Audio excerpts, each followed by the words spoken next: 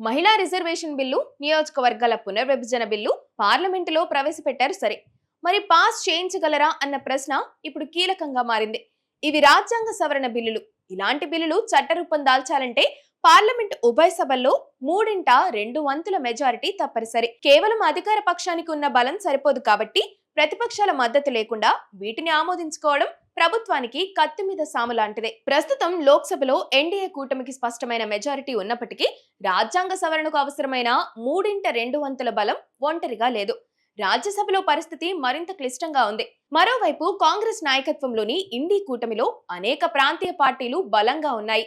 ప్రతిపక్షాల సహకారం లేకుండా బిల్లు గట్టెక్కడం అసాధ్యమనే చెప్పుకోవచ్చు. ప్రభుత్వం ప్రతిపాదించిన ఈ బిల్లులు వీకిపోకుండా ఉండాలంటే విపక్షంలోని కీలక పార్టీల ఓట్లు కీలకం కాబోతున్నాయి. రాజ్యాంగంలోని ఆర్టికల్ 368 ప్రకారం ఇలాంటి బిల్లులు పాస్ కావాలంటే సభకు హాజరై ఓటింగ్ వేసిన సభ్యుల్లో కనీసం 66% మంది మద్దతు తెలపాలి. కేవలం సభలో హాజరు ఉంటే సరిపోదు, అనుకూలంగా ఓటు కూడా పడాలి. ఒకవేళ ఇండీ కూటమి సభ్యులు వ్యతిరేకంగా ఓటేస్తే బిల్లు అక్కడితోనే ఆగిపోతుంది.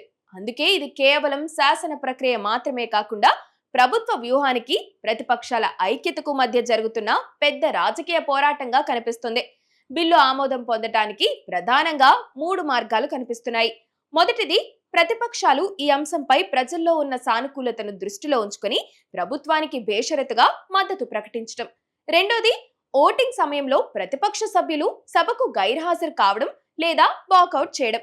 దీనివల్ల సభలో ఉన్న సభ్యుల సంఖ్య తగ్గి ప్రభుత్వానికి ఉన్న బలం 2/3 మార్కును అందుకోవడానికి సులభం అవుతుంది. ఇక మూడోది, కాంగ్రెస్ వంటి ప్రధాన పార్టీలు దేశ ప్రయోజనాల దృష్ట్యా బిల్లుకు అనుకూలంగా ఓటు వేయడం. ప్రస్తుత రాజకీయ సమీకరణల ప్రకారం క్రెడిట్ అంతా అధికార పక్షానికి వెళ్తుందనే ఆందోళన ప్రతిపక్షాల్లో ఉంది. అందుకే బిల్లులోని నిబంధనలపై కొర్రీలు పెడుతూ అడ్డుకునే అవకాశం లేకపోలేదు. ముఖ్యంగా నియోజకవర్గాల పునర్విభజన వంటి అంశాలు దక్షిణాది రాష్ట్రాల ప్రాతినిధ్యాన్ని ప్రభావితం చేస్తాయనే వాదన బలంగా ఉంది. ఈ కారణంగా ప్రభుత్వం విపక్షాలను ఒప్పించడంలో విఫలమైతే ఈ బిల్లులు కేవలం పొలిటికల్ గ్యాంబ్లింగ్ గానే మిగిలిపోయే ప్రమాదం ఉంది. చివరకు ఇది చట్టసభల నిర్ణయమా లేకపోతే ఎన్నికల ప్రచార అస్త్రమా అనేది ఇవాళే తేలిపోతుంది.